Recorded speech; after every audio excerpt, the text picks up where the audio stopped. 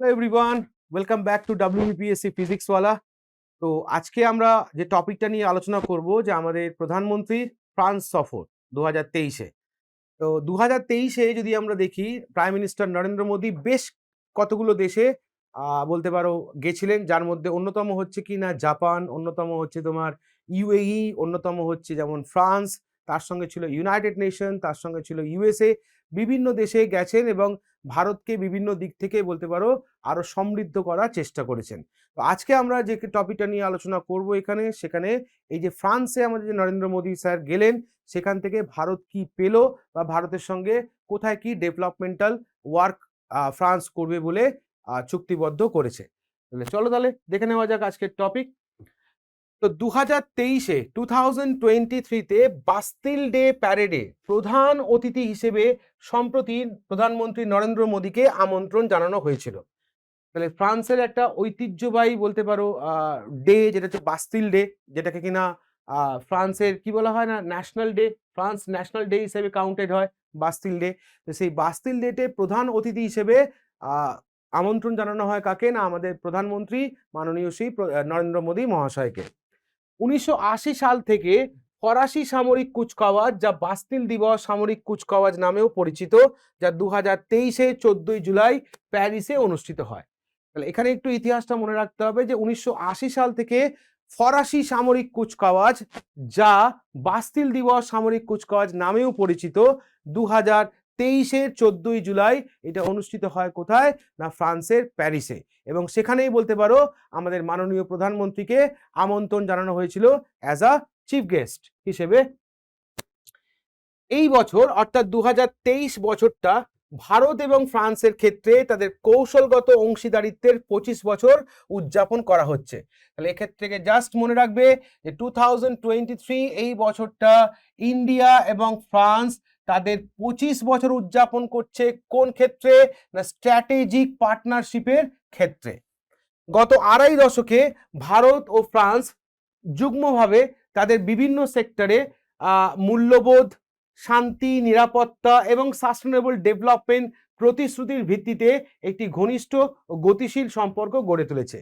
তাহলে একে অপরের সঙ্গে বলতে পারো যে ডেভেলপমেন্টটা হয়েছে। সেক্টরগুলো যদি আমরা দেখি তাহলে বিভিন্ন সেক্টর আছে, যার মধ্যে নিরাপত্তা অন্যতম একটা সেক্টর, সাস্টেনেবল ডেভেলপমেন্ট অন্যতম একটা সেক্টর। আজকের ভিডিওতে আমরা দেখতে পাবো যে কোন কোন সেক্টরে কোঅপারেশনের ভিত্তিতে দুটো দেশের মধ্যে এই যে 25 বছরের যে সম্পর্কটা যে গড়ে উঠেছে কোন কোন সেক্টরে ডেভেলপমেন্টের পরিপ্রেক্ষিতে। তো কোন কোন সেক্টরে ডেভেলপমেন্টের পরিপ্রেক্ষিতের মধ্যে তোমাদেরকে মনে রাখতে হবে ফার্স্ট অফ অল কি area of the cooperation between two nation যদি আমরা দেখি, তার মধ্যে হচ্ছে economic cooperation, defence cooperation, civil nuclear cooperation, climate cooperation, space cooperation এবং হচ্ছে ইন্টারন্যাশনাল ফোরামের কোঅপারেশন। এই সমস্ত জায়গায় বলতে পারো ফ্রান্স এবং ভারত একে অপরের পরিপূরক হয়ে উঠেছে গত আড়াই দশক ধরে। তো একটা একটা করে আমরা প্রত্যেকটাই দেখব। তো প্রথম আমরা যেটা আলোচনা করবো ডিফেন্স সেক্টর। তো ডিফেন্স সেক্টরটায় আমরা আলোচনা করতে গিয়ে প্রথম যেটা দেখব কি বলেছে না 2017 থেকে 21 এই টাইম পিরিয়ডে দ্বিতীয় বৃহত্তম প্রতিরক্ষা সরঞ্জাম সরবরাহকারী হয়ে উঠেছে কে না ফ্রান্স। তাহলে ভারতের পরিপ্রেক্ষিতে যদি আমরা দেখি ফ্রান্স ভারতের জন্য একটি প্রধান প্রতিরক্ষা অংশীদার হিসেবে আবির্ভূত হয়েছে কোন টাইম ফ্রেমে না 2017 থেকে 21 পর্যন্ত দ্বিতীয় বৃহত্তম প্রতিরক্ষা সরঞ্জাম সরবরাহকারী, মানে ইন্ডিয়াকে সাপ্লাই করেছে। আর ফ্রান্স গুরুত্বপূর্ণ প্রতিরক্ষা চুক্তি সহ ভারতের জন্য একটি প্রধান কৌশলগত অংশীদার হিসেবে আবির্ভূত হয়েছে। তাহলে এই টাইম ফ্রেমের মধ্যে ইন্ডিয়ার সঙ্গে ফ্রান্সের অনেকগুলো যদি আমরা দেখি প্রতিরক্ষা চুক্তি স্বাক্ষরিত হয়েছে, যার মধ্যে তুমি যদি দেখো 2005 সালে প্রযুক্তি হস্তান্তর চুক্তির অধীনে, মানে ট্রান্সফার করা হবে টেকনোলজি ট্রান্সফারের অধীনে, কি বলছে ভারতের নির্মিত ফ্রেঞ্চ স্করপিন কনভেনশনাল সাবমেরিনের অন্তর্ভুক্তি এবং ভারতীয় বিমান বাহিনী 36টি রাফায়েল যুদ্ধ বিমানও পায়। তাহলে এই যে চুক্তিটা হয়েছে যেটা কিনা বলছে টেকনোলজি ট্রান্সফার, যে চুক্তিটা 2005-এ হয়েছে ইন্ডিয়া ফ্রান্সের মধ্যে, তার সেই চুক্তির অধীনে ভারতে নির্মাণ করা হচ্ছে কি না ফ্রেঞ্চ স্করপিন কনভেনশনাল সাবমেরিন। এবং তার সাথে কি না ফ্রেঞ্চ গভর্নমেন্ট অলরেডি এই চুক্তির অধীনেই বলতে পারো 36খানা রাফায়েল ফাইটার জেট যেটা কিনা ইন্ডিয়াকে দিয়েছে। এছাড়াও টাটা গোষ্ঠী গুজরাটের ভদোদরায় C295 পরিবহন বিমান তৈরির জন্য এয়ারবাসের সঙ্গে চুক্তিও করেছে। তাহলে C295 যেটা কিনা একটা পরিবহন বিমান তৈরির জন্য টাটা গোষ্ঠী গুজরাটের ভদোদরায় কার সাথে চুক্তি করেছে, না এয়ারবাসের সঙ্গে চুক্তি করেছে। ডিফেন্স কোঅপারেশনের পরে যদি আমরা দেখি সেটা হচ্ছে ইকোনমিক্যাল কোঅপারেশন। ইন্ডিয়া ফ্রান্সের মধ্যে ইকোনমিক্যাল কোঅপারেশনের রেসপেক্টে মনে রাখতে হবে France has emerged as a key trading partner of India with annual trade of $12.42 billion in 2021-22। তাহলে 2021-22 এই টাইম ফ্রেমে $12.42 বিলিয়ন ট্রেড করেছে ফ্রান্স ইন্ডিয়ার সাথে। এবং শুধু তাই নয়, বলতে পারো এটা বাৎসরিক ব্যবসা করেছে তোমার ফ্রান্স ভারতের সাথে। আর it is the 11th largest foreign investor in India. তাহলে ফ্রান্স হলো ভারতে 11তম largest foreign investor with a cumulative investment of, কত ইনভেস্টমেন্ট করেছে, 10.31 billion from April 2000 to June 2022। তাহলে এপ্রিল 2000 থেকে জুন 2022 পর্যন্ত ফ্রান্স হচ্ছে ভারতে 11তম লার্জেস্ট ফরেন ইনভেস্টর হিসেবে কাজ করেছে এবং যেখানে তারা ইনভেস্ট করেছে কত, 10.31 বিলিয়ন ডলার, যেটা কিনা which represent 1.70% of the total foreign direct investment inflow into India। তাহলে ভারতবর্ষে যে টোটাল ফরেন ডাইরেক্ট ইনভেস্টমেন্টটা এসছে তার পার্সেন্টেজ যদি আমরা করি তাহলে এটা হচ্ছে 1.70%, যেটা কিনা ফ্রান্সের সঙ্গে ইন্ডিয়ার হয়েছে। নেক্সট যদি আমরা সিভিল নিউক্লিয়ার কোঅপারেশনে দেখি যে একে অপরকে কিভাবে সাহায্য করছে, তাহলে মনে রাখবে ফ্রান্স হলো প্রথম দেশগুলির মধ্যে একটি যার সাথে ভারত বেসামরিক পারমাণবিক চুক্তি স্বাক্ষর করেছে। তাহলে বিভিন্ন দেশের সঙ্গে ভারত করেছে, তার মধ্যে একটা হচ্ছে ফ্রান্স। আর মনে রাখতে হবে 1998-এ যখন আমরা পোখরানে পরমাণু টেস্ট করেছিলাম তখন পৃথিবীর অন্যান্য দেশ যারা ছিল তারা ভারতকে সাসপেন্ড করার পক্ষে ছিল, একমাত্র বলতে পারো ভারতের পাশে দাঁড়িয়ে ছিল যে দেশটার নাম হচ্ছে ফ্রান্স। সেটাই এখানে বলেছে Paris also played a critical role in limiting India's isolation in the non proliferation order after 1998 nuclear test. অর্থাৎ 1998 সালে পারমাণবিক পরীক্ষার পর ভারতের অপসারণের আদেশ সীমিত করতেও প্যারিস গুরুত্বপূর্ণ ভূমিকা পালন করেছিল। ওকে, তার জন্যই বলতে পারো আজকের এই বন্ডিংটা, আজকের এই ফ্রেন্ডশিপটা আরো বেশি করে হয়েছে বা আরো বেশি মজবুত হয়েছে। নেক্সট সেক্টর যদি আমরা দেখি তাহলে হচ্ছে কি না ইন্টারন্যাশনাল ফোরামে কিভাবে ফ্রান্স ভারতকে ব্যাকআপ করছে। তাহলে দেখো আন্তর্জাতিক ফোরামে ফ্রান্স কি করে ব্যাকআপ করছে না, ফ্রান্স জাতিসংঘের নিরাপত্তা পরিষদে ভারতের স্থায়ী সদস্যতার পাশাপাশি নিউক্লিয়ার সাপ্লায়ার গ্রুপে ভারতের প্রবেশের জন্য সমর্থন করে চলেছে। তাহলে একদিকে নয় দুদিকে করছে, এক হচ্ছে নিউক্লিয়ার সাপ্লাই গ্রুপে ভারতের প্রবেশের জন্য সমর্থন করছে কারা, ফ্রান্স, এবং তার সঙ্গে সঙ্গে কি না জাতিসংঘের নিরাপত্তা পরিষদে অর্থাৎ ইউনাইটেড নেশনস সিকিউরিটি কাউন্সিলে ইন্ডিয়া যাতে পার্মানেন্ট মেম্বারশিপ পায় সেটারও তদারকি করছে কে, না ফ্রান্স। নেক্সট ক্লাইমেট কোঅপারেশনের রেসপেক্টে নতুন করে বলার কিছু নেই, একটু মনে করে দেখো ভারত ফ্রান্স 2015 সাল থেকে ক্লাইমেটের উপরে কাজ করে চলেছে। উভয় দেশ যদি আমরা দেখি ইন্টারন্যাশনাল সোলার অ্যালায়েন্স চালু করেছে কোন সাল থেকে, না 2015 থেকে, এটা আমরা জানি 2015-এ। এছাড়াও জলবায়ুর পরিবর্তন নিয়ে দুটো দেশই বলতে পারো উদ্বিগ্ন। সেখানে ভারত প্যারিস চুক্তিতে জলবায়ু পরিবর্তনের প্রভাব প্রশমনে দৃঢ় প্রতিশ্রুতি ব্যক্ত করে ফ্রান্সকে সমর্থন করেছে। তাহলে এখানে মনে রাখতে হবে প্যারিস এগ্রিমেন্ট যেটা হয়েছে সেখানে ইন্ডিয়া টোটালি ফ্রান্সকে সাপোর্ট করেছে বা ফ্রান্সের বক্তব্যকে সাপোর্ট করেছে। আর উল্টো দিকে যদি আমরা দেখি দুটো দেশ বলতে পারো একটা জয়েন্ট এফোর্ট করছে কোথায়, না ক্লাইমেট চেঞ্জের পরিপ্রেক্ষিতে, যেখানে তারা ইন্টারন্যাশনাল সোলার অ্যালায়েন্স লঞ্চ করেছে 2015-এ। নেক্সট স্পেস কোঅপারেশনের রেসপেক্টে যদি আমরা দেখি তাহলে স্পেস কোঅপারেশনের রেসপেক্টে ভারত এবং ফ্রান্স সাম্প্রতিক বছরগুলিতে মহাকাশ গবেষণার ক্ষেত্রে তাদের সহযোগিতা আরো জোরদার করে চলেছে। 2020 সালে ইসরো এবং French national centre for space studies মহাকাশের ক্ষেত্রে তাদের সহযোগিতা আরো বাড়ানোর জন্য একটি যৌথ ওয়ার্কিং গ্রুপ প্রতিষ্ঠা করেছে। তাহলে ভারতের ক্ষেত্রে যেমন ইসরো, তেমন ফ্রান্সের ক্ষেত্রে আমরা জানি কি না French national centre for space studies, এরা যুগ্মভাবে কি করছে না একটি যৌথ ওয়ার্কিং গ্রুপ প্রতিষ্ঠা করেছে। 2020 সালে ইসরো এবং CNES অদূর ভবিষ্যতে একটি যৌথ মঙ্গল মিশনে সহযোগিতা করবে বলেও ঘোষণা করেছে।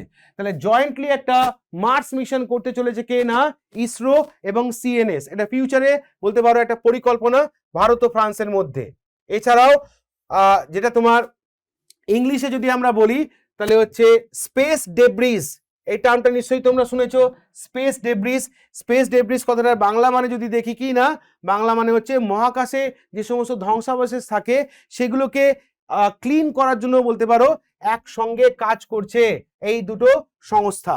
এছাড়াও 2021 সালে ইসরো এবং CNS একটি যৌথ পৃথিবী পর্যবেক্ষণ মিশনে সহযোগিতা করার পরিকল্পনা করেছে, যা পৃথিবীর বায়ুমণ্ডল এবং জলবায়ু অধ্যয়নের জন্য একটি উপগ্রহ তৈরিতে সাহায্য করবে। তাহলে ইংলিশটা যদি আমরা দেখি তাহলে দুটো সংস্থা ইসরো এবং CNES অ্যানাউন্স করেছে কি না plan to collaborate on a joint earth observation mission. তাহলে যৌথ উদ্যোগে একটা আর্থ অবজারভেশন মিশন লঞ্চ করতে চলেছে এই দুটো সংস্থা, which will involve the development of satellite to study the earth atmosphere and climate। তাহলে আর্থ অ্যাটমসফিয়ার এবং ক্লাইমেটকে স্টাডি করার জন্য বলতে পারো একটা স্যাটেলাইটও এই প্রসঙ্গে লঞ্চ করতে চলেছে যৌথ উদ্যোগে ভারত এবং ভারতের ইসরো এবং CNES। নেক্সট সাম্প্রতিক ভিজিটে যদি আমরা দেখি নরেন্দ্র মোদী যে কিনা ফ্রান্স সফরে গেছিলেন, সেখানে যদি আমরা দেখি ইন্ডিয়ান প্রাইম মিনিস্টার দুদিনের সফরে গেছিলেন সম্প্রতি ফ্রান্সে, যেখানে তিনি অ্যাটেন্ড করলেন কোথায় না traditional Bastille day military parade as a guest of honour তিনি সেখানে অ্যাটেন্ড করলেন।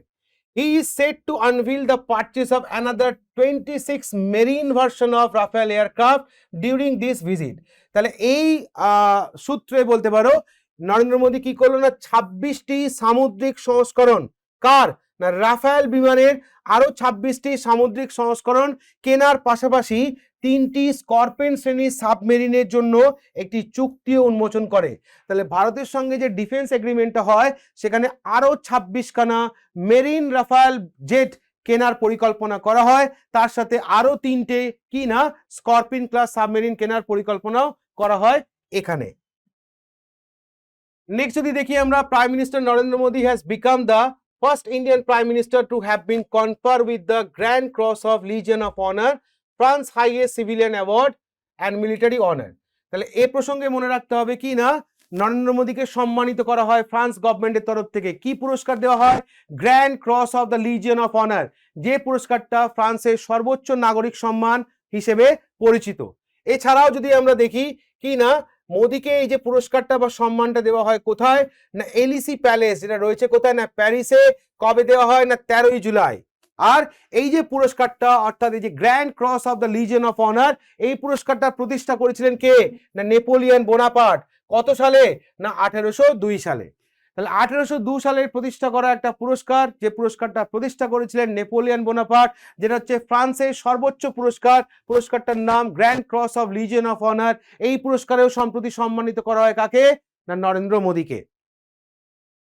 নেক্সট যদি আমরা দেখি দেখো বলছে এ 269 member Indian try service contingent will participate in the parade.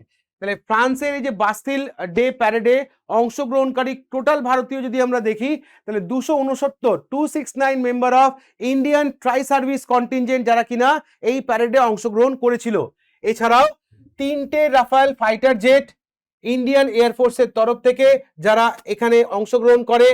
আর এছাড়াও স্কোয়াড্রন লিডার রেড্ডি যিনি কিনা একজন হেলিকপ্টার পাইলট ইন্ডিয়ান এয়ারফোর্সের তরফ থেকে, তিনি টোটাল 68 জন member of Indian air force contingent parade যাকে কিনা লিড করছেন কে এই স্কোয়াড্রন লিডার রেড্ডি।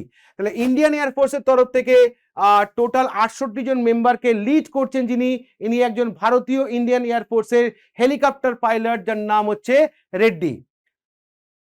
নেক্সট যদি আমরা দেখি Indian fans have agreed to use unified payment interface payment mechanism which will begin from iconic Eiffel Tower prime minister Narendra Modi announce on Thursday. তাহলে এই সফরে নরেন্দ্র মোদী আরেকটাও ঘোষণা করেন। কি ঘোষণা করেন? এই সফরে তিনি ঘোষণা করেন যে ভারত এবং ফ্রান্স কি করেছে না সম্মত জানিয়েছে তাদের ইউপিআই পেমেন্ট হিসেবে। এর ফলে কি লাভটা কি হবে না, এর ফলে বলছে যে ইন্ডিয়ান টুরিস্ট যারা ফ্রান্সে যাবে এবার থেকে, তারা এবার থেকে পেমেন্ট করতে পারবে রুপিতে। ওকে, তাহলে এবার থেকে তুমি যদি ফ্রান্সে বেড়াতে যাও তাহলে তুমি সেখানে রুপিতে পেমেন্ট করতে পারবে। ইউপিআই সিস্টেম এটা যৌথ উদ্যোগে চালু করলো ইন্ডিয়া এবং ফ্রান্স। আর মনে রাখতে হবে কি না, প্রাইম মিনিস্টার নরেন্দ্র মোদী যে কিনা এই সফরে তিনি আরো বলেছেন কি না, overseas citizen of India card, এই নিয়ে যে ইস্যুটা চলছে রিইউনিয়ন আইল্যান্ডে সেটা রিসলভ করা হয়েছে। এছাড়াও তিনি বলেন যে এই যে ওভারসিজ সিটিজেন ইন্ডিয়া কার্ড যে ইস্যুটা তৈরি হয়েছিল সেই ইস্যুটা গভর্নমেন্ট এখন চেষ্টা করছে রিসলভ করার, পার্টিকুলারলি দুটো জায়গায়, একটা হচ্ছে মার্টিনিক এবং একটা হচ্ছে কি না গোয়াদেলেপ। দুটো জায়গা, অলরেডি 3টে জায়গায় এটা নিয়ে ইস্যু তৈরি হয়েছিল, যার মধ্যে একটা রিসলভ হয়ে গেছে। যেখানটা রিসলভ হয়ে গেছে তার নাম হচ্ছে রিইউনিয়ন আইল্যান্ড, আর বাকি দুটো জায়গা, একটার নাম হচ্ছে তোমার মার্টিনিক আর একটার নাম হচ্ছে গওদালপে। এই দুটো জায়গাতে এখনো বলতে পারো এই কার্ড সংক্রান্ত কিছু ইস্যুস আছে, যে ইস্যুসটা রিসলভ করার চেষ্টা করছে হচ্ছে গভর্নমেন্ট। তাহলে এই ছিল আমাদের নরেন্দ্র মোদীর ফ্রান্স সফর। যে সফর বলতে পারো ভারত এবং ফ্রান্সের এই যে লাস্ট 2.5 দশকের যে সম্পর্ক, এই সম্পর্ককে আরো মজবুত করবে বলে আশা করা যায়। ইন্ডিয়া অলরেডি 36টা রাফেল ফাইটার জেট পেয়েছিল, তার সঙ্গে আরো নতুন করে বলতে পারো মেরিন ক্লাস ফাইটার জেটের জন্য চুক্তিবদ্ধ হলো। তার সাথে নতুন সাবমেরিন পেল হচ্ছে ইন্ডিয়া, 3টে নতুন স্করপিন ক্লাস সাবমেরিনের জন্য চুক্তি হয়েছে। এছাড়াও বিভিন্ন সেক্টরে বলতে পারো ফ্রান্সের সঙ্গে ভারত কি না নতুন রূপে আগামী দিনে আমরা দেখতে পাবো বলে আশা করা যায়। তাহলে এই ছিল নরেন্দ্র মোদীর সাম্প্রতিক সফর, যেটা তোমাদের আগামী দিনের পরীক্ষার ক্ষেত্রে কিন্তু খুব ইম্পর্টেন্ট। কি পুরস্কার নরেন্দ্র মোদীকে এখানে দেওয়া হয়েছে, বা ফ্রান্সের সর্বোচ্চ যে পুরস্কারে সম্মানিত করা হয়েছিল তার নাম কি, বা তোমাকে বলতে পারে যে এই বাস্তিল ডে দিবসটা কবে উদযাপন করা হয়, বা তোমাকে বলতে পারে অবজেক্টিভ প্যাটার্নে যদি জিজ্ঞেস করে তাহলে এই টাইপের প্রশ্ন করবে, আর যদি ডেসক্রিপটিভ প্যাটার্নে যদি তোমাকে জিজ্ঞেস করে তাহলে ডেসক্রিপটিভ প্যাটার্ন কিন্তু ওভারঅলটা নিয়েই তোমাকে লিখতে হবে। তো টপিক কেমন লাগলো অবশ্যই তোমরা কমেন্ট বক্সে কমেন্ট করে জানাবে। এই ধরনের টপিক নিয়ে আমরা ভবিষ্যতে আরো আলোচনা করব। তাহলে আজকের জন্য এইটুকু, সবাই ভালো থেকো, সাবধানে থেকো। Thank you.